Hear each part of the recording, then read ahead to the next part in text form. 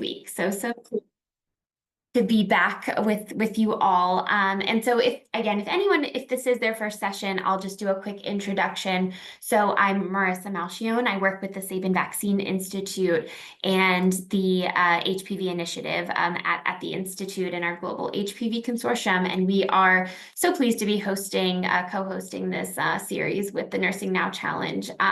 So as Hannah said, today I'm going to give just a quick overview of what we've done to date, what we've gone over to date, reiterate sort of what the challenge is, give some examples of different ways you can approach the challenge, and then talk about what the winner will receive. And then I think we'll go right in and I'll introduce our speakers from the IDESHI team. IDESHI is a partner of the Global HPV Consortium, and we're so pleased to have them here today to share the work that they do day to day that I think can really inspire some of the concept notes that you are all developing and some approaches sort of in the real world. How does this happen and how does this sort of go forward and how do you engage communities? So really excited to hear from them today. So before we get in, let me just give a recap and I'll try to change it up a little bit because some of you have heard this a few times now, but I'm just going to introduce that first, the Global HPV Consortium is a movement to prevent human papillomavirus infection and drive action towards the elimination of cervical cancer as a public health concern. We have almost 60 partner organizations at this point, and we're always welcoming new opportunities to showcase the voices and the experiences that you all have day to day of nurses, of midwives, of health professionals. So if you have a story that you would love to be shared, let us know, and we definitely, or if you want to connect with some of our partners of the consortium, we can always do that. And we're really about fostering that collaboration and raising awareness about experiences. So we're happy to sort of engage further. I always like to start with just the numbers, the statistics. Sort of globally, we see this incredible impact of the disease burden, where there are 660 new cases and over 350,000 deaths each year due to cervical cancer. And unfortunately, we're seeing that number rise among young women, especially in the 15 to 49 year age range. And because of that, it is really, now is the time we have to take action because we have a preventable solution to these deaths and new cases. So that's at the global level. If we distill down to the regional level, we again see that there is an inequity that exists across different regions. So Africa, Latin America, Asia, there is an incidence rate of 4 times higher. So 4 times the number of new cases in some of these regions versus North America. And then we see that the mortality rate, so the women who are diagnosed and then ultimately do not survive that disease, is 8 times higher in those regions. So we're seeing that there's this real inequity that exists, but it also because there's not the access to screening and early treatment, that these mortality rates are so much higher. So the way that the WHO has sort of organized its approach to cervical cancer elimination is across 3 pillars. We have vaccination, which is preventing that disease from ever coming to fruition. We have screening, which can capture early changes to the cervix or the presence of HPV DNA in the cervical cells that can help to lead to early treatment, which can prevent the progression to full cancer. So the WHO declares that these 3 pillars are needed in order to eliminate cervical cancer. And because of that, the Global HPV Consortium at Sabin also operates across these 3 pillars. So just to give a high-level overview of what each of these 3 pillars or sort of mechanisms for each of these 3 pillars, we obviously have the vaccine. And I always like to point out that yes, this does prevent cervical cancer, but it also prevents a number of other cancers as well. Some of those are also present in men. So cervical cancer, of course, women, but there are other cancers like head and neck cancers that can also be present in men as well that HPV causes. And HPV vaccines that are currently on the market are most effective before exposure to the virus. So that exposure happens during sexual activity. So that is why we target the 9 to 14-year-old age range, which I'll get to in a second. But there are different types of HPV strains, and two of the high-risk ones are 16 and 18. So you'll see them in a number of the different vaccines that exist, all of the vaccines that exist on the market. But then there are other strains that exist in different types of the vaccine. So as I said, we target adolescent girls age 9 to 14 because we try to vaccinate before exposure to the HPV virus. So this policy on who is eligible does vary from country to country, but almost all really target this age group for girls. And then because some males are carriers of the virus, they are also vaccinated in some countries and regions, like the Latin America region, but not in others. So again, number of doses varies from country to country, but 2 doses is typically recommended. However, some countries are using a single dose approach, and there's been shown to be high efficacy of that single dose approach as well. However, for those who are high-risk individuals, such as those living with HIV or who have some level of immune compromise, they should receive 3 doses. I think it's always important to be transparent about the side effects and that there can be mild reactions to a vaccination, just like any other vaccine. So there could be pain, redness, and swelling of the injection site, a mild fever in the hours or days after the vaccination, headache, tiredness, slight muscle or joint pain. So again, it's what we expect from other vaccines. And I think it's always important to say, yeah, so you might experience a few minor side effects, but this is what you should expect. This is normal. Now, our second pillar that WHO indicates for cervical cancer elimination is around screening. And that there are a few different ways that screening happens. Again, it varies from country to country and region to region. But what is important to point out is that what screening detects is either the presence of the virus of HPV, or it detects cellular changes to the cervix, and that can indicate that there is some early signs of precancerous lesions in the cervix. It's so important. Screening is so important because it can catch those early changes before the development of full cervical cancer. And those early changes can be managed much more easily, there doesn't require full anesthesia. It is a quick recovery, whereas treatment for full cervical cancer is really intensive. It is very invasive and it's very expensive and not as accessible in many communities and countries. So I won't go through this in detail, but there are a number of different ways screening happens. Again, this varies from country to country and region to region. HPV DNA screening is the way that it defines and identifies that high-risk HPV strain that's present. Visual inspection with acetic acid is a way to see changes to the actual cervix itself, and same with the Pap test as well. So that is going to evaluate cytology under a microscope and changes to the cells. Most of these are done in a healthcare setting. However, HPV DNA screening, there are options starting to become more available for self-swabbing that can be done at home or in a clinic. WHO identifies as anywhere from age 30 and up for women to be eligible to be screened, and that should happen every 5 to 10 years.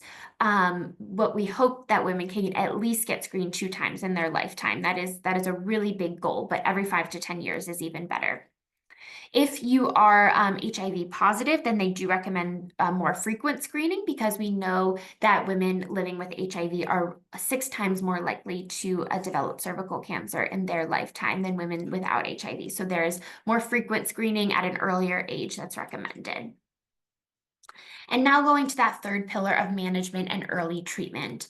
So women screened positive are then triaged into appropriate management or treatment services.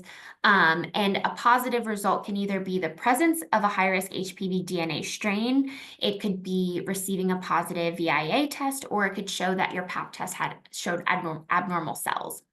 You'll be usually triaged to a colposcopy, which is the next phase, which is where they evaluate the cervix for more abnormalities. It may involve a biopsy. Again, this does not need general anesthesia. It's an outpatient, quite quick procedure. And based on those results, you're then referred to a next step. Commonly used methods for treatment include cryotherapy and thermal ablation, but this will show you that there are other ways that this is managed as well. But overall, it's important to say that these are pretty easy. They are minimally invasive procedures that, again, are outpatient and do not require a long recovery time. So there's only mild discomfort, and I think that's really important to share with women, because there's this big fear that, well, what if I'm positive and what happens next? And so I don't want to get screened because I don't want to know. I'd rather not know. I don't want to kind of go forward with these really scary invasive treatments. And if they catch it early, there is not that scary invasive treatment. It is minimally invasive, mild discomfort, but it can really save lives. And so that's where all of you come in, and what are the role that nurses and midwives play. And it's a critical role, really, in increasing the acceptance and uptake of prevention services, because you all are trusted members of communities. So you really are these champions to encourage your patients or the parents of your patients to get the vaccine, get screened, and make sure that they follow up so that they can be connected to the appropriate early treatment. So when we talked last time that there is a spectrum in terms of how aware patients are, or what their level of acceptance is to receive HPV preventive services. And so there are some that are fully informed. They come to you and say, hi, I would like the HPV vaccine for my adolescent daughter, or I would like to get screened for cervical cancer at this visit. But a lot of times they fall somewhere in the middle here, where they might have heard of the vaccine, they might have heard of options for screening, but they still have a lot of questions. They might, have a little bit of hesitancy, and they might need some course correction in the information that they have about those options. And then you will also have those patients who completely flat out decline those services. And of course, we need to respect patient autonomy, but we really try to do everything we can to, give them the appropriate information and help them make an informed decision. So in order to be that champion, it's important to sort of recognize that level of awareness, but then there are these key strategies for how nurses and midwives can advocate for these different levels of screening. So where we sort of begin is around education of nurses and midwives, which you're all a part of this session, so you're doing a lot of that now. Making sure to proactively initiate the conversations at routine checkups with patients, at well child visits, actively asking parents or the patient themselves about vaccine status and about the benefits, especially for adolescents, and just normalize the HPV vaccine as part of standard routine care for adolescents.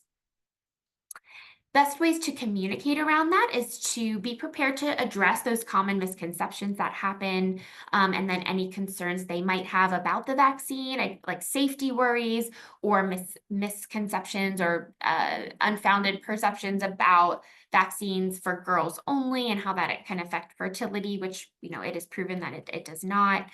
And making sure to kind of meet the patient where they are, adapt the language, tailor your explanations based on their age, their level of understanding, and their cultural backgrounds. And then provide them with physical materials, if you're able to take home and consider for themselves, that are credible educational materials, they've been validated, and they have facts and reliable sources that the patient can consider. And then lastly, beyond the exam room, there's ways we can collaborate. There's ways that healthcare professionals within their practice can ensure consistent messaging about HPV vaccine. So no matter which provider a patient sees, they're always getting consistent messaging.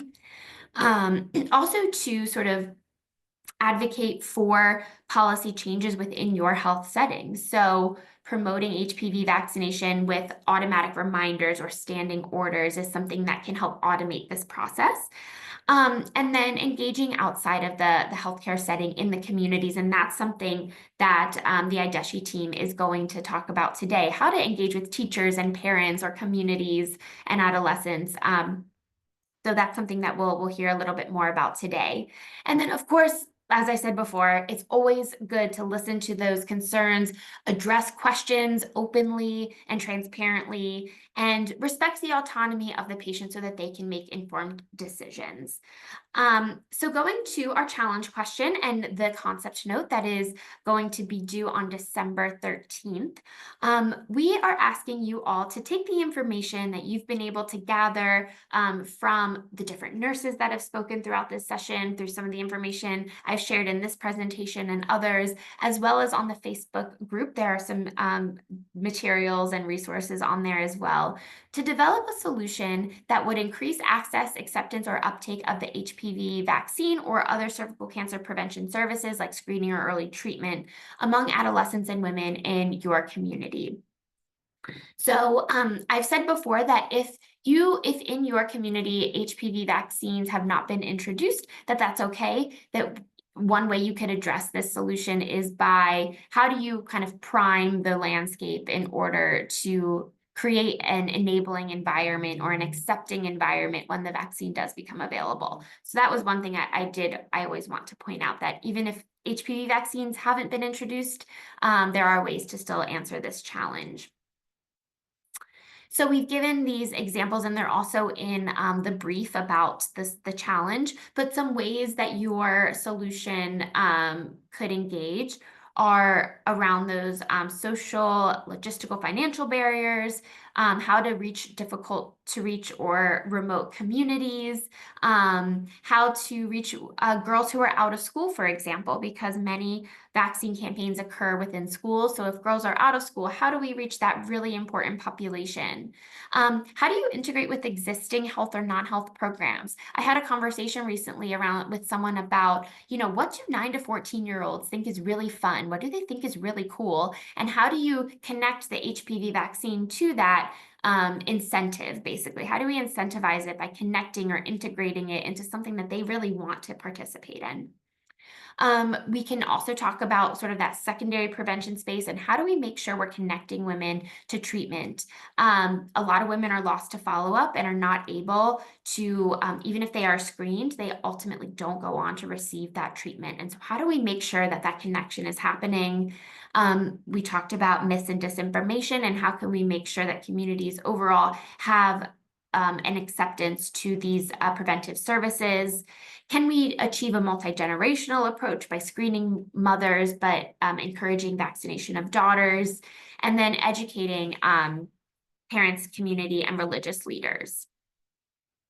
The challenge winner is going to have a few opportunities to profile their solution. So they are going to be invited to attend February's Global HPV Consortium Partners meeting, which again, we have almost 60 partners who are across different countries, across different levels of expertise, and are all real premier organizations across the world for cervical cancer elimination.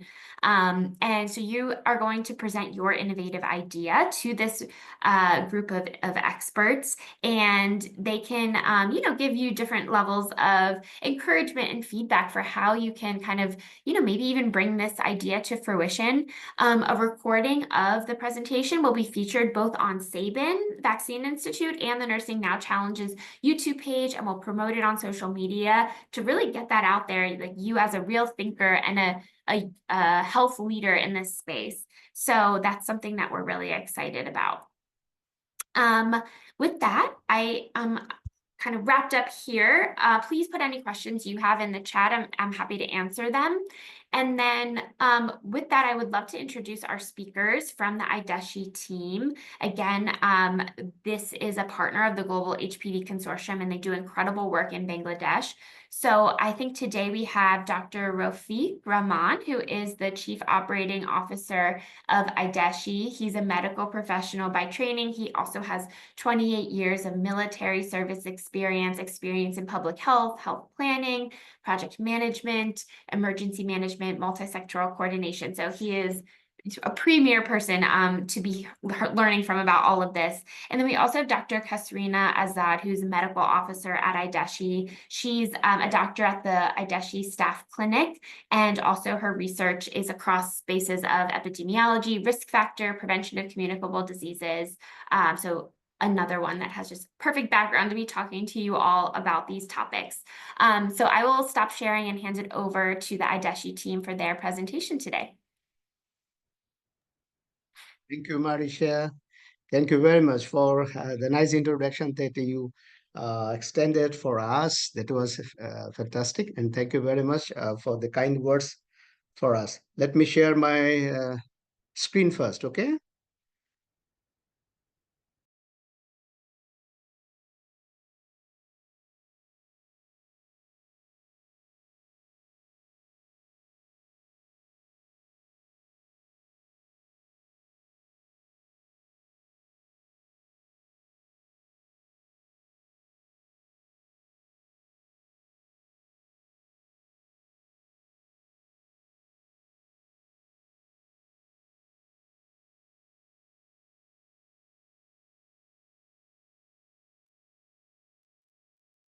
Okay.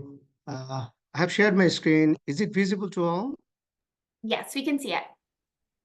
Okay. Thank you very much. Thank you again, and very much regards from IDESHI. And IDESHI is an institution.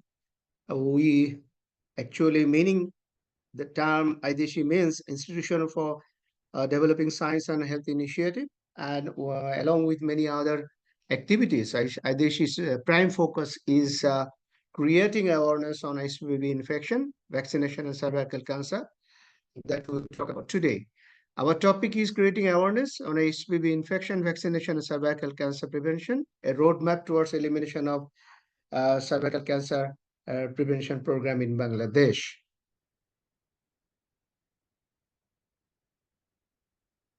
HPV infection and cervical cancer burden in Bangladesh. It is the second most common cause of death of women from cancer, as usual, deadly like many other countries.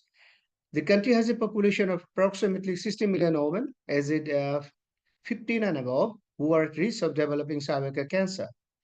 Every year, around 12,000 women are diagnosed with cervical cancer, unfortunately, and about 50% of them die because 80% of the patients diagnosed with this preventable cancer are in clinically advanced, inoperable stages due to lack of knowledge, awareness, and access to the healthcare facilities. HPV vaccination rollout in Bangladesh. Bangladesh government has launched the human papillomavirus vaccination campaign with assistance of the Vaccine Alliance Gavi on 2nd October 2023. Campaign was targeted more than 10 millions of girls in grade 5 to grade 9, including those who are not enrolled in schools and are between the ages of 10 and 14. We are on this, we are working on this, and so far the result comes to us in Dhaka division, where we have completed our mission almost. 75% coverage has been achieved through this program. So the objectives would be very specific. Number one objectives is to enhance the HPV vaccination awareness within the community, particularly among the mothers and caregivers. The second objective is identify and boost key motivational drivers, encouraging key audiences to accept or support HPV vaccination program. And the third specific objective is uncover and improve the necessary ability factors leading more girls and young women to vaccinate against HPV. Mapping and engaging the stakeholders. The Ministry of Health and Family Welfare of Bangladesh and Ministry of Primary and Mass Education, both are very important stakeholders for us. Ministry of Secondary Education, EPI, whom we are standby, whom we are assisting by keeping ourselves side by side to the peer programs and others. Our gynecologists and obstetricians, they have also a very vital role in this project. Our gender experts who have a lot of opinions regarding the issues related to the community, to the medical service, to the health authorities and others, they have some kind of insights to put on. Social scientists and anthropologists, public health specialists, and development partners as well. So what we do, we conducted several advocacy meeting for phase one, like advocacy meeting among stakeholders, rally to accelerate this movement, to make or to create a general kind of awareness among this community, among the people in concern, among the stakeholders, among the direct related people who are engaged in different organizations of the country. We have also conducted many advocacy meetings at the educational department, like those who are in the ministry, those who are in the directorate, and also concerned teachers and educational professionals and others. And we have also conducted many of the talks, conducting talks by our eminent scientists, Dr. Ferdowsi Kadri, and all other also some renowned uh, stakeholders like the gynecologist and also the famous persons who has got some kind of voice, and people used to listen to them on different aspects, some kind of people who are engaged to talk over the issues. School-based program. This is the main program we are conducting at the moment, creating awareness. So what we do, we contact through our administrative channel. We are reaching out to the schools and pre-awareness survey to assess knowledge gap. First of all, we reach out to the school. We select some of the classes as per our age limit and try to assess the knowledge of the girls, students, first of all, and other stakeholders about the cervical cancer program or not. Then we give a message. We give a message to them through a talk and try to make them aware what the cervical cancer is, what is the necessity of this vaccination program, and how they can manage or get this vaccination, where to go, how to get it, and how this decision making process for these girls will be made. We talk about these issues. And after that, we also give a second set of a questionnaire, like to assess how much they have consumed or how much they have uh, being able to get the things clearly, what the message was. So we give a second set of questionnaire like post-awareness survey to see the impact of this campaign in the school particularly. We promote public health education and material about vaccination. Different types of materials we have produced, we have developed, both in online and Facebook, and also some kinds of like pamphlets and also some kind of small posters or stickers to distribute among the girls and provide counseling materials against the social superstition. The country like Bangladesh, we live in a society where there are different corners. Someone says about good things about this vaccination, and of course, there are corners, racist corners, I should say, they talk about negative things. They try to highlight few things that is subversive to this program. So we have to counter it every moment. We have to address these issues so that it shall not create a negative impact on the girls, on the decision maker for the girls, not to get the vaccine, rather to get the vaccine to make or to create a positive vibe. We also give message through seminars, media statement. Media statement, Facebook is one of our prime media, that we use social media particularly, so that the messages of the positive impact of this program necessity and the requirement and the consequence of not getting the vaccination program, we try to what is called distribute or try to ventilate or disseminate among the people in general. We have tried to conduct some kind of quiz, debate, or discussion among these stakeholders, including not only the girls, the teachers, the community leaders, the religious leaders, the parents in particular, and try to reduce the knowledge gap so that they get motivated, they get aware of to get the vaccine. There are some vaccine hesitancy, not only for this particular vaccine, but on different aspects of vaccination in general. We try to create some kind of vibe so that the vaccine hesitancy are reduced. And by this, we are trying increase acceptance of vaccination program. Our target audience is very clear. The school girls from class 5 to 9, parents, teachers, local community leaders, local health workers in particular, because they are putting some very positive impact on decision making for vaccination. So this graph shows the participation of the participants in particularly in different uh, schools and colleges in aggregation, Dhaka pre-awareness program, post-awareness program, how you are getting the result. This is the reflection of those data. And prevalence distribution of pre and post-awareness survey regarding knowledge and cervical cancers. That's we are trying to formulate these pre-awareness survey and as well as post-awareness survey among the girls and other stakeholders. Some challenges are there we are facing. We are reaching out to the schools, but still some challenges that the layer, like low accommodation in some schools. Some of the schools has got some logistic problems.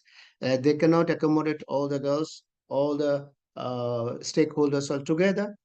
So it is very difficult to conduct in one sitting all the programs. Sometimes you need to go for several days. Sometimes you need to organize in several sittings.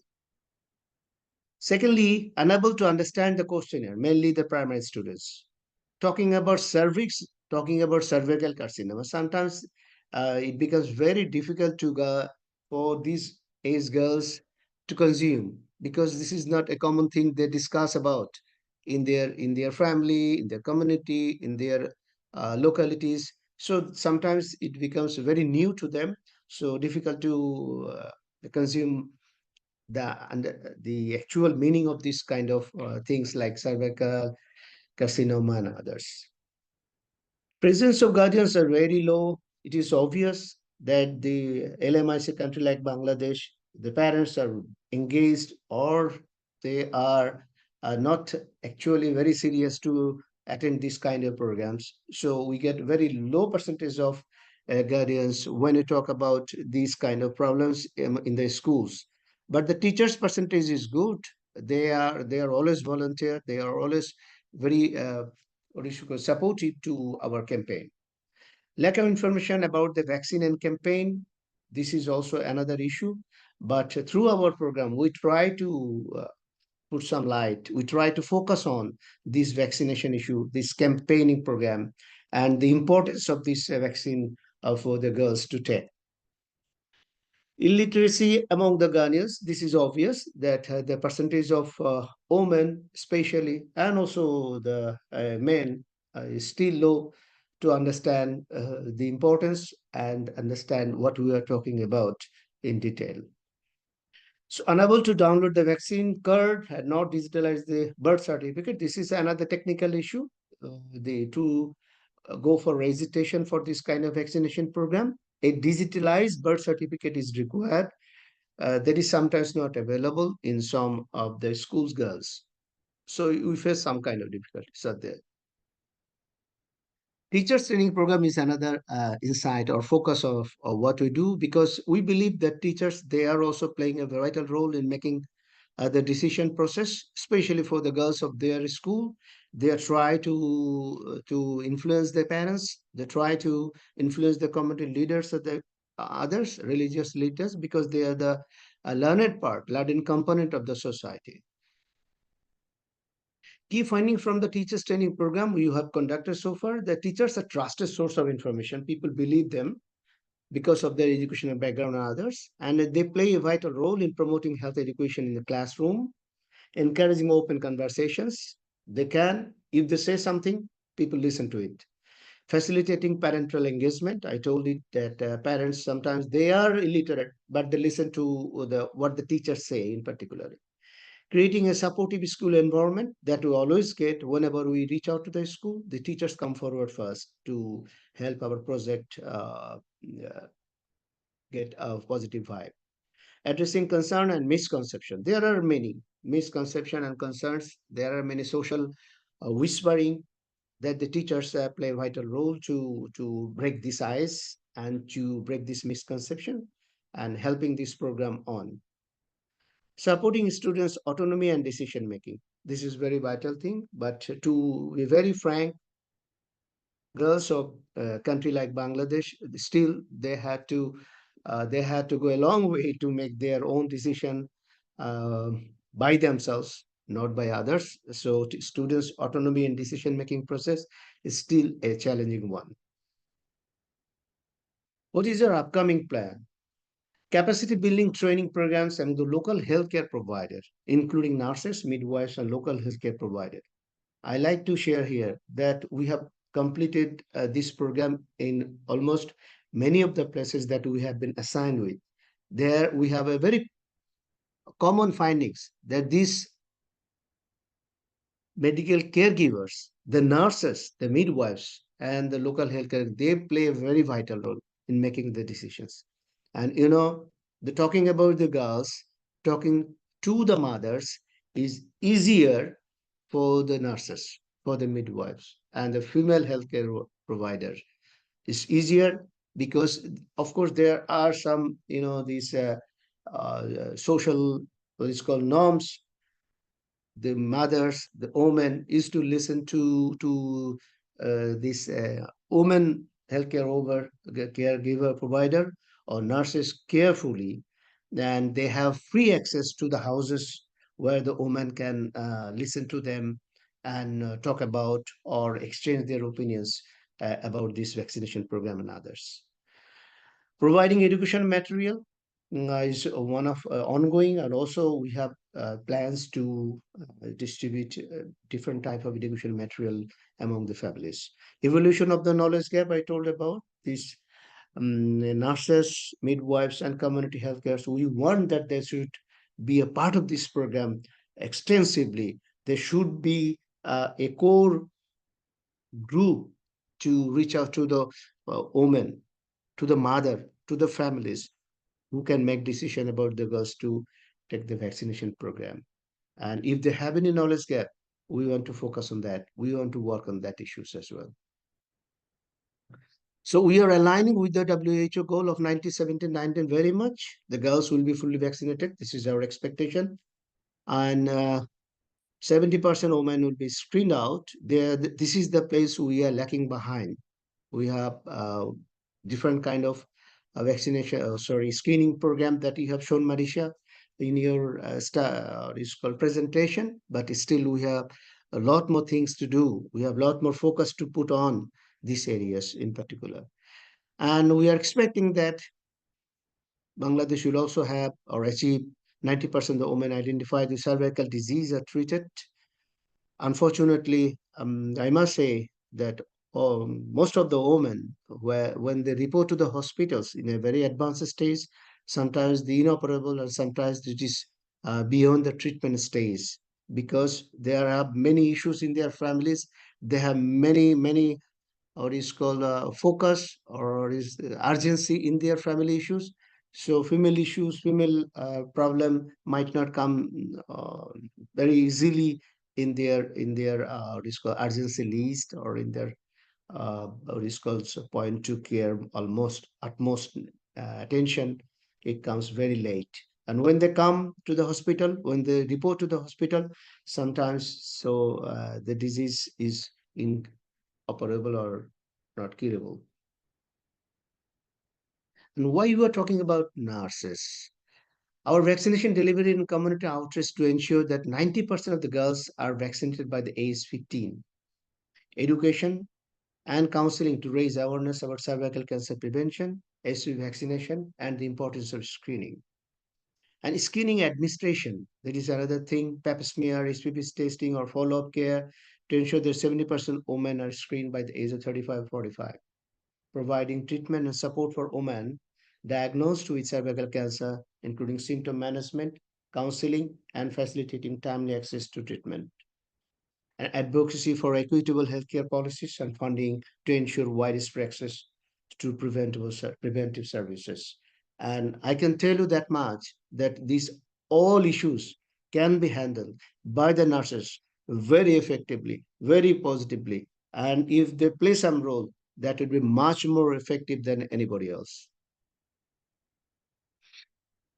Nurses in healthcare sector of Bangladesh, according to Bangladesh Nursing and Midwife Council, the total number of registered nurses is 73,000 something in 2020. The number is increasing, but it's still not up to the mark.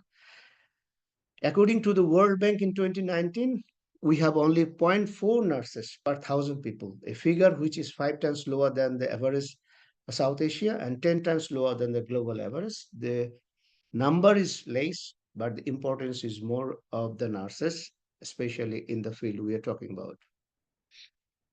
Some key activity, education and awareness, educational training session and providing educational material regarding HPV vaccination, HPV infection and cervical cancer prevention. This is a prime site where they can be involved in. Screening and early detection. I told that unfortunately our cervical cancer patients report very, very late. Why? Because they cannot find out, they cannot be diagnosed, they cannot report for many reasons to the hospital, to the healthcare facilities. If we can provide some community healthcare provider like nurses, they can assist in this purpose very effectively. And psychosocial support for patients who are diagnosed with precancerous lesions, they can help patients understand their diagnosis, discuss treatment options, and address any concern related to fertility.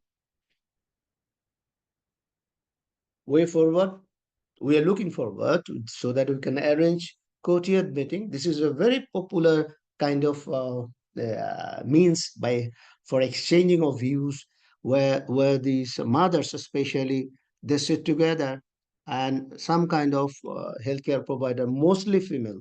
I tell you that's why we are talking about the nurses can be engaged in this area, who can talk, who can present some kind of flip chart, leaflet, or whatever, and even if they talk, people will listen to that, especially the women and mothers who make decisions about the girls.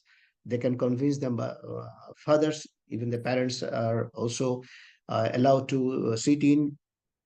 And this courtyard meeting is a popular means of exchanging views. Spreading more information about HPV vaccination through parent-teacher meeting. This is another focus where these teachers usually give some positive vibe about this vaccination program among the parents who are present on that particular day where they have been invited. Engaging more social leaders, religious leaders to mitigate the barrier. Our girl is not only our family issue, she is a social issue, she is a community issue. So everybody has some minds to make a decision. So we like to involve social leaders, we like to involve religious leader and community leaders to mitigate the barriers. I tell you with this respect, that EPI, now the HPV vaccination is incorporated in EPI vaccination. If I recall it in early 90s or 85, 86, or early, that is called 90s, we remember that the EPI program has not got this kind of success in the very initial days. But involving the social leaders, religious leaders, when they become motivated, this API program is one of the success program in Bangladesh. And we are also hopeful this HPV program will also have a very, very positive vibe if we can involve all these stakeholders together. Informing policymakers through more advocacy meeting.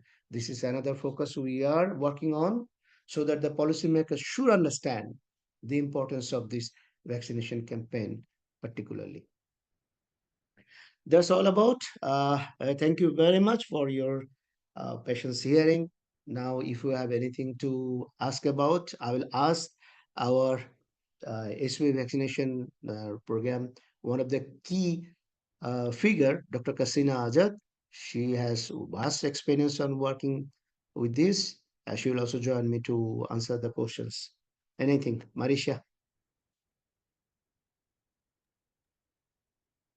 Thank you so much, Dr. Rafiq and the IDASHI team for putting this highly informative presentation together.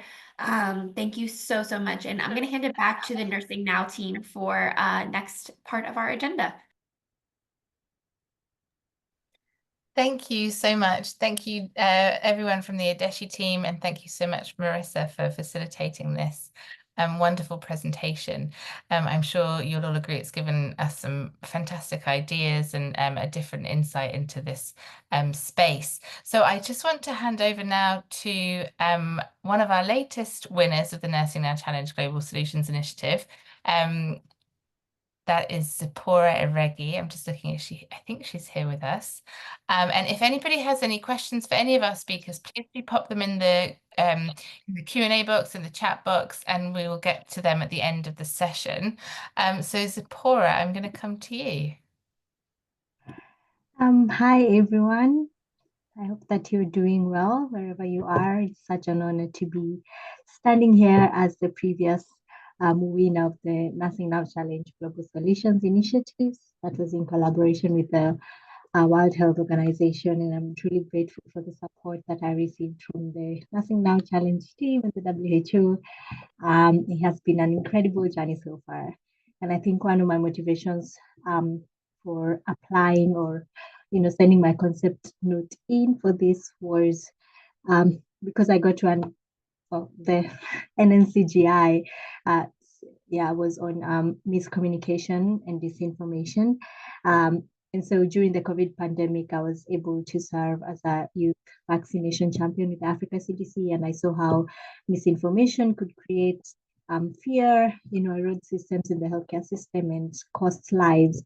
And so I sort of got the interest to understand how we can use accessible and accurate communication to build bridges in healthcare, particularly in resource limited settings like my own back home in Kenya.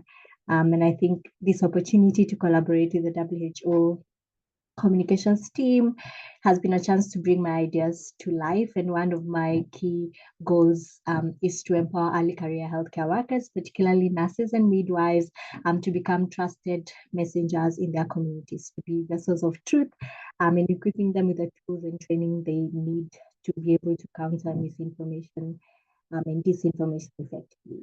And I'm hoping to also use this platform to learn how to leverage digital solutions and social media platforms to deliver engaging content, to be able to restore trust in healthcare systems and in early career healthcare workers as well as they work in their grassroots levels. And I'm excited that this journey has begun, and I'm continuing to hope that this opportunity will give me a platform to contribute meaningful solutions as an early career nurse to tackle this global issue of mis and disinformation. And I hope that after this session, I'm very grateful to hear about the amazing work happening in Bangladesh, that each of you shall now go away to your computers and work on your concept notes. I believe that the Nursing Now Challenge Global Solutions Initiative gives a platform for us as early career nurses to use our voices and to shape healthcare systems. And so please step in and take the challenge. And this is going to be an opportunity for you to be part of transformative work, not just in your communities, but also have the platform to share it globally. And who knows what that could lead to. And I'm very excited to see the kind of concept notes that people send in, and feel free to reach out to me if you need any support whatsoever. Thank you very much. Thank you. Thank you very much. Thank you so much, Sippy. It's so wonderful to hear from you and to have you as our recent winner to share your experience about the Nursing Now Challenge Global Solutions Initiative and what it can really offer you. I read something that one of our wonderful members, I think it was Andres, who I think is here, I've seen you somewhere, said earlier that, you know, this is not just taking part in a challenge. This is a real potentially a career-defining moment, a real opportunity to, you know, shine a light on your ideas and to have them heard by the world. So we really hope you will get involved in this. I'm just conscious that we're running out of time. So I have popped in the chat box a link where you've got all the information that you need to put together your concept notes. Just wanted to reiterate that the deadline is the 13th of December, midnight GMT on the 13th of December. And yeah, we really encourage you all to get involved and take part in this wonderful challenge. I think we have Cecilia with us, who is going to come in just quickly to share a little bit about her experience in, you know, raising awareness and promoting acceptance of HPV screening. Cecilia, are you with us? There we are. Yes, she is. Hi, Cecilia. Hi, everyone. Good afternoon, good evening. Are you able to hear me?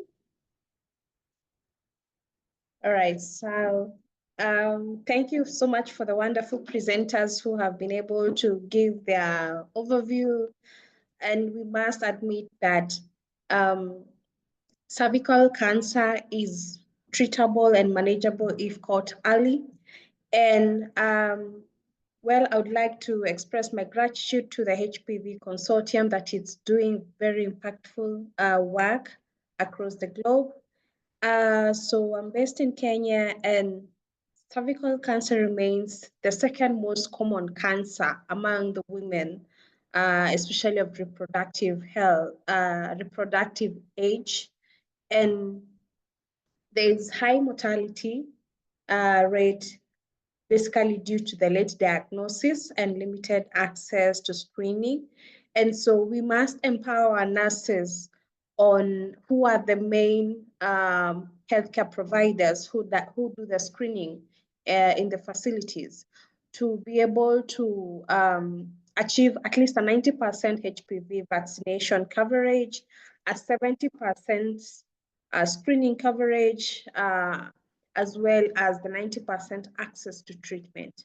And having in mind that where I come from, most of the African countries have low resources for screening and treatment for cervical cancer. It's the high time that nurses and midwives drive access, acceptance, and uptake of HPV prevention measures.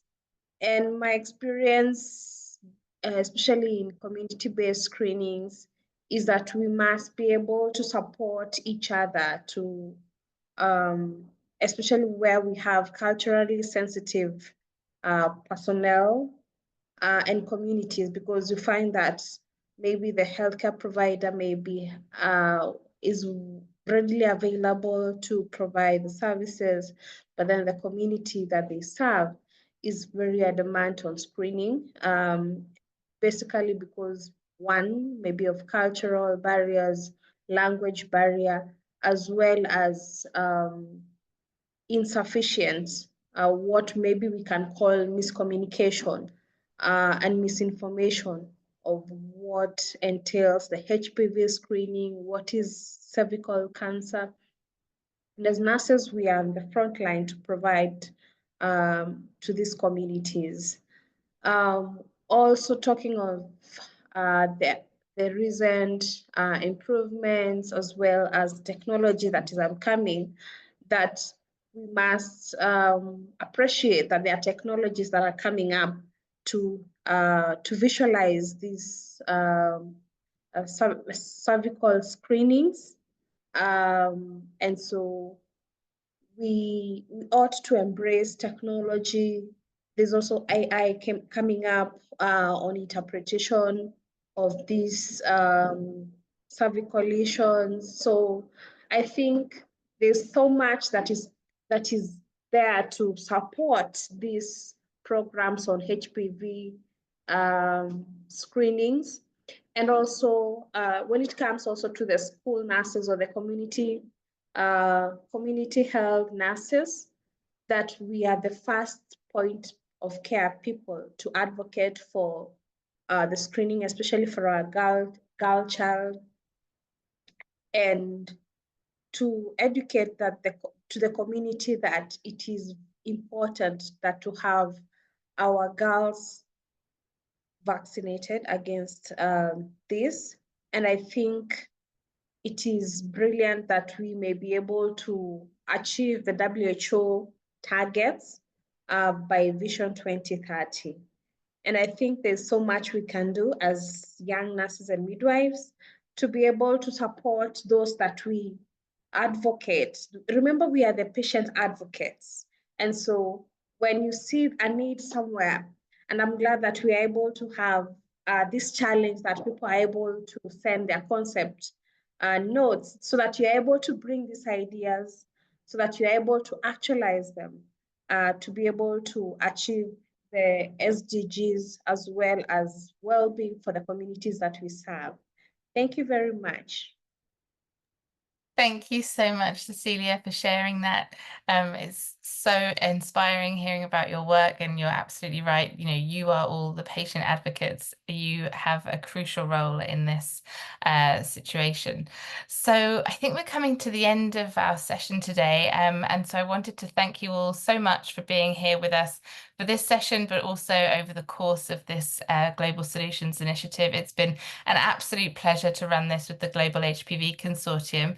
And so on that note, I want to hand back over to Marissa to close today's session. Thank you so much, Hannah, and thank you to everyone who's joined today and all of our other sessions.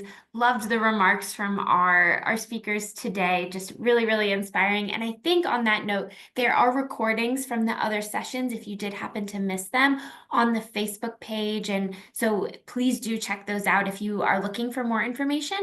The other thing I'll note is that on the Facebook page, if you scroll back a bit, you'll also see some resources that we posted from the first session, I think right after the first session, that could also be really informative to your concept notes. So some platforms that have some data points that you might want to draw in at the country level.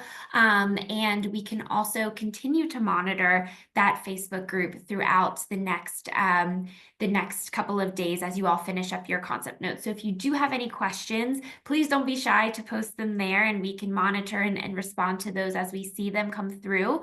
So there won't be a mini challenge following today's session, but the questions will be the mini challenge. If you have questions, send them to us.